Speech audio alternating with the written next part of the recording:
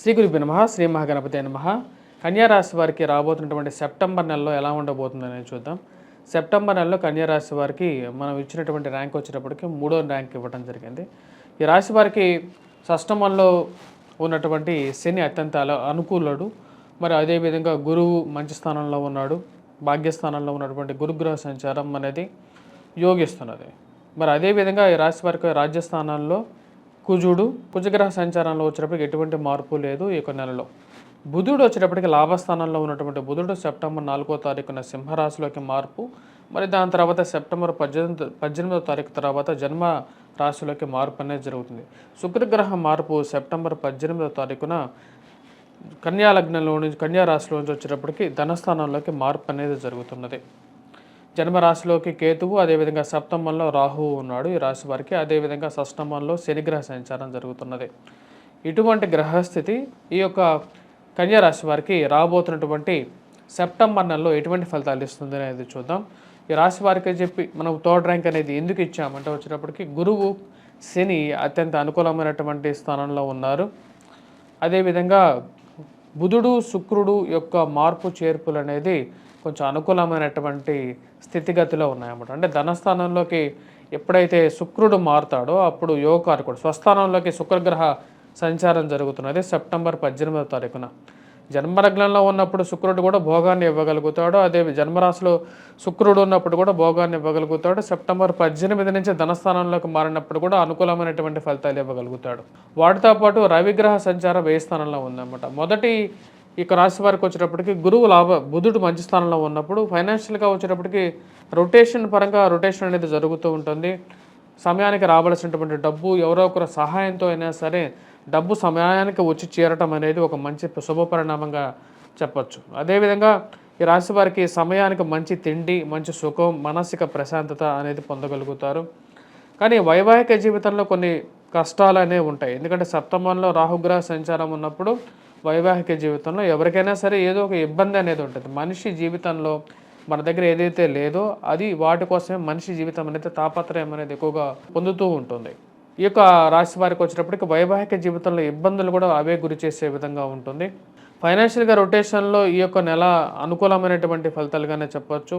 స్థిరచరాస్తుల కొనుగోలు సంబంధితమైన విషయాల్లో కూడా 18వ తారీఖు తర్వాత వీరికి అనుకూలంగా ఉంటుంది. మానసిక ప్రశాంతత గత నెలతో పోల్చుకుంటే ఈ నెలలో కొంచెం బెటర్గానే ఉంటుందని చెప్పచ్చు. అంటే రికవరీ పీరియడ్గా చెప్పచ్చు ఇది. ఎందుకంటే బుధుడు మంచి స్థానంలో ఉన్నాడు. శుక్రుడు కూడా వచ్చేటప్పటికి 18వ తారీఖు తర్వాత మంచి అనుకూలమైనటువంటి స్థానంలోకి. ఫైనాన్షియల్గా ఇరుగు పొరుగు సఖ్యత విషయంలో మీ యొక్క మాటతో సంఘంలో గౌరవాన్ని, గుర్తింపుని పొందగలుగుతారు. ఇది రాజకీయ నాయకులకు అనుకూలమైనటువంటి కాలంగా కూడా గోచరిస్తూ ఉన్నది. కానీ రాశి వారికి రవి యొక్క వ్యతిరేకమైనటువంటి ఫలితం ఉందన్నమాట. రవి వ్యయ స్థానంలో ఉన్నప్పుడు ఖర్చు కారకుడుగా ఉంటాడు. ఫైనాన్షియల్గా ఏదో అనవసరమైనటువంటి ఖర్చు 16వ తారీఖు తర్వాత ఎక్కువగా గోచరిస్తూ ఉన్నది. ముఖ్యంగా అధికమైనటువంటి ఖర్చు, ఆరోగ్యంలో చిన్న చిన్న మార్పులు 16వ తారీఖు తర్వాత జన్మరాశిలోకి రవిగ్రహ సంచారం జరుగుతున్నది. రవిగ్రహ సంచారం జన్మరాశిలోకి వచ్చినప్పుడు యాక్టివ్నెస్ ఎక్కువగా అవుతుందన్నమాట. మీరు అంతకు ముందు కన్నా కూడా బాగా యాక్టివ్గా పనిచేయగలుగుతారు. కాకపోతే ఇది ఎలా యాక్టివ్గా పనిచేయగలుగుతారు అంటే జన్మరాశిలోకి రవి ఎంతో శక్తివంతమైనటువంటి ప్లానెట్. తన యొక్క వేడితో కూడుకున్నటువంటి శక్తి అన్నమాట. అది ఎప్పుడైతే జన్మ రాశిలోకి వస్తుందో అది కొంచెం జ్వరకారకంగాను, బాడీలో హీట్ పెరగడాన్ని కారకంగా ఉంటుంది. మరియు అదేవిధంగా కోపభూయిష్టంగా ఉంటుంది. అంటే ఇరుగు పొరుగు సఖ్యత విషయంలో మీరు మాట్లాడేటప్పుడు దుందుడుకు స్వభావంతో మాట్లాడినప్పుడు అది కొన్ని కష్టాలని క్రియేట్ చేయగలుగుతుంది. ఆ విషయంలో జాగ్రత్తగా ఉండండి. ఉద్యోగ ప్రయత్న సంబంధితమైన విషయాల్లో దగ్గర దాకా వచ్చినటువంటి ఉద్యోగం కూడా కొన్ని మార్పు చేర్పులు, కొన్ని దగ్గర దాకా వచ్చినటువంటి కాంట్రాక్ట్స్, దగ్గర దాకా వచ్చినటువంటి కొన్ని బిజినెస్ ఆఫర్స్లో కొన్ని ఇష్యూస్, చిన్న ఇష్యూస్ ఏర్పడుతూ ఉంటాయి. కుజుడు రాజ్యస్థానంలో సంచారం చేసేటప్పుడు ఇటువంటి ప్రభావం అనేది ఉంటుంది. సో కాబట్టి ఆ విషయాన్ని గుర్తించండి. దాని తగినటువంటి ఏవైతే ఉంటాయో ఇష్యూస్ వాటిని ముందుకు వెళ్ళాలి. దానికి ఇంకొక కారణం వచ్చేటప్పటికి కుజుడు యొక్క దృష్టి, త్రిపాద దృష్టి అంటారు అన్నమాట. కుజుడు రాజ్యస్థానంలో ఉన్నప్పుడు జన్మ రాశిని, అదేవిధంగా అష్టమ స్థానాన్ని చూస్తాడు. ఇలా చూసినప్పుడు ఏమవుతుందంటే ఇరుగు పొరుగు సఖ్యత విషయంతో పాటు కోపాన్ని ఎక్కువగా ఇవ్వటం, ఆరోగ్యపరంగా ఇందాక చెప్పినట్టుగా కొంచెం అనారోగ్య సంబంధితమైన విషయాలు కొంచెం బాధించే విధంగా ఉంటాయి ఈ యొక్క రాశి వారికి. మరియు అష్టమ స్థానాన్ని ఎప్పుడైతే కుజగ్రహ దృష్టి పడినప్పుడు ఏమవుతుందంటే ముఖ్యంగా వచ్చేటప్పటికి సెల్ఫ్ డ్రైవింగ్ విషయంలో జాగ్రత్తగా ఉండండి. మోసపూరితమైనటువంటి మాటలను నమ్మి పెద్ద అమౌంట్ ఇన్వెస్ట్ చేయొద్దు. ఎందుకంటే సమయం అనేది సరిగా లేనప్పుడు అధికమైనటువంటి డబ్బు అనేది పెట్టదు. సో ఈ రాశి వారు కొన్ని జాగ్రత్తలు తీసుకోండి. కుజుడు అంత అనుకూలమైనటువంటి ఫలితంగా లేదు కాబట్టి ఎవరో ఏదో తెలియని వాళ్ళని నమ్మి డబ్బు పెట్టద్దు. మీ యొక్క జాతకాన్ని పరిశీలించుకోండి. అసలు మీ జాతకంలో బిజినెస్ అనేది ఉందా లేదనేది. సక్సెస్ ఫ్యాక్టర్స్ వచ్చేటప్పటికి ఎవరి జాతకంలో అయినా సరే షష్టమ స్థానం అనేది చాలా ఇంపార్టెంట్ ఫ్యాక్టర్ అవుతుంది. 6వ స్థానంలో ఉన్నటువంటి గ్రహం, అదేవిధంగా ఆ యొక్క స్థానానికి అధిపతి తన యొక్క స్థానం, మరి వాటితో పాటు రాజ్యాధిపతి అంటే లార్డ్ ఆఫ్ 10th హౌస్ అన్నమాట. అంటే ఉద్యోగ కారకుడు లేకపోతే వ్యాపార కారకుడు అని చెప్పవచ్చు. కొన్ని బిజినెస్లు కొన్ని మందికి సెట్ అవుతాయి, కొంతమందికి సెట్ అవ్వవు. ఆ విషయాన్ని కరెక్ట్గా చెక్ చేసుకోండి. కొన్ని పార్ట్నర్షిప్ బిజినెస్ ఉంటాయి. పార్ట్నర్షిప్ బిజినెసెస్ అన్నిటికీ వచ్చినప్పటికీ సప్తమ స్థానం అనేది చాలా కీలకం. ఈ యొక్క రాశి వారికి నేను ముందు నుంచి చెప్తున్నాను, సప్తమంలో రాహుగ్రహ సంచారం ఉన్నప్పుడు వైవాహిక జీవితంలో ఎలాగైతే కొన్ని ఇష్యూస్ ఉంటాయో పార్ట్నర్షిప్ బిజినెసెస్లో కూడా కొన్ని ప్రభావం అనేది చూపిస్తూ ఉంటుంది. అంటే మానసిక స్పర్ధలు లేకపోతే ఒకే మాట మీద ఉండలేకపోవటం అనేది కొన్ని ప్రభావం అనేది చూపిస్తుంటుంది. కాబట్టి కొన్ని జాగ్రత్తలు తీసుకోండి. మరియు అదేవిధంగా ఈ రాశి వారి మిగతా విషయాల గురించి మనం గమనించినట్లయితే వివాహ ప్రయత్న సంబంధితమైన విషయాల్లో 18వ తారీఖు తర్వాత కొంచెం అనుకూలమైనటువంటి ఫలితాలు పొందగలుగుతారు.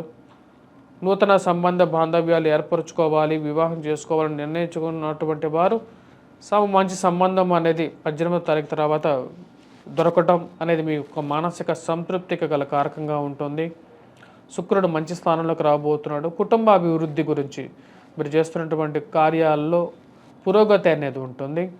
కుటుంబ వృద్ధి, సంతాన సంబంధితమైన విషయాల్లో కూడా ఒక వృద్ధి పొందడం అనేది మానసికంగా కూడా మిమ్మల్ని శారీరకంగా కూడా సంతృప్తి పరచగలుగుతుంది.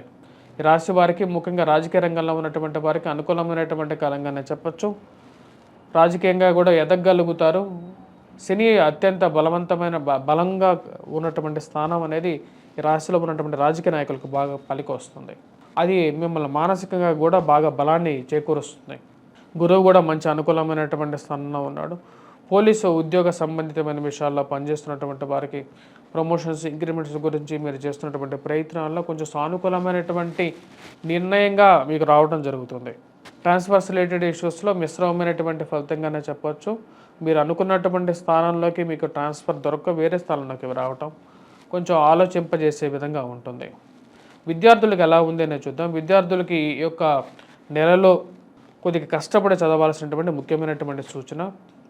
18వ తారీఖు తర్వాత ఈ రాశి వల్ల ఉన్నటువంటి విద్యార్థులకి మొదటి నుంచి కూడా సౌఖ్యంగా ఉంటుంది. సక్సెస్ ఫ్యాక్టర్ వచ్చేటప్పటికి 18వ తారీఖు తర్వాత బాగా ఇంక్రీజ్ అవుతుంది. రాశిలో ఉన్నటువంటి విద్యార్థులు కాన్ఫిడెన్స్ లెవెల్స్ బాగా పెరగగలుగుతాయి, బాగా ఆలోచించి పని చేయగలుగుతారు. విద్యార్థులు ముందుగా ఎవరైతే గ్రూప్స్, సివిల్స్, ప్రిలిమ్స్కి ప్రిపేర్ అవుతున్నారో వారికి అనుకూలమైనటువంటి ఫలితాలు ఎక్కువగా ఉండగలుగుతాయి. పోటీ పరీక్షల కోసం ప్రిపేర్ అవుతున్నటువంటి వారు కొంచెం కష్టపడి చదవగలిగితే దానిలో విజయాన్ని కూడా సాధించగలుగుతారు. ఈ రాశిలో ఉన్నటువంటి వారు ఎటువంటి పరిహారాలు తీసుకోవాలి అనేది మనం చూద్దాం. ఈ రాశిలో ఉన్నటువంటి వారు ముఖ్యంగా విష్ణు క్రాంతి పూలతో, శంఖ పుష్పాలతో వెంకటేశ్వర స్వామిని పూజించండి. ఈ యొక్క రాబోతున్నటువంటి శ్రావణ మాసం అనేది అత్యంత అనుకూలమైనటువంటి కాలం. విద్యార్థులు కూడా వచ్చేటప్పటికి ఎవరైతే ప్రతినిత్యం దీపారాధన చేయగలుగుతారో విద్యార్థులు వారికి చాలా అత్యంత అనుకూలంగా ఉంటుంది. స్వస్తిక్ మార్క్ వేసేసి దాని మీద దీపారాధన కుందిని పెట్టి జ్యోతి పరబ్రహ్మం అని చెప్పి అంటే దీపాన్ని పరబ్రహ్మంలో స్వరూపంగా పూజించేటువంటి వారికి ఆ యొక్క దేవదేవుడు ఎప్పుడైనా సరే వారికి ఒక మంచి అనుకూలమైనటువంటి ఫలితాలు ఇవ్వగలుగుతాడు. విష్ణువు ఎప్పుడైతే పూజించాలనుకుంటారో అంటే గురుమూలకంగా పూజించేటువంటి వారు ఎప్పుడైనా కుడివైపు దీపాన్ని పెట్టాలి. అదేవిధంగా శివుడికి పూజించాలనుకున్నటువంటి వారు ఎడం వైపు దీపాన్ని పెట్టేసేసి పూజించండి. అదేవిధంగా ఉత్తర దిక్కుగా పూజించేటప్పుడు మీకు ఎక్కువగా అనుకూలమైనటువంటి ఫలితాలు ఎక్కువగా పొందగలుగుతారు. పడమట, దక్షిణ దిక్కున దీపారాధన చేయకుండా ఉండటం అనేది ఉత్తమంగా శాస్త్రంలో చెప్పడం జరిగింది. ఐశ్వర్యం కోసం, ఫైనాన్షియల్ గెయిన్ కోసం వచ్చేటప్పటికి కొబ్బరి నూనెతో దీపారాధన చేసినట్లయితే కొంచెం స్థిర ఐశ్వర్యాన్ని కూడా పొందగలుగుతారు. స్వస్తి.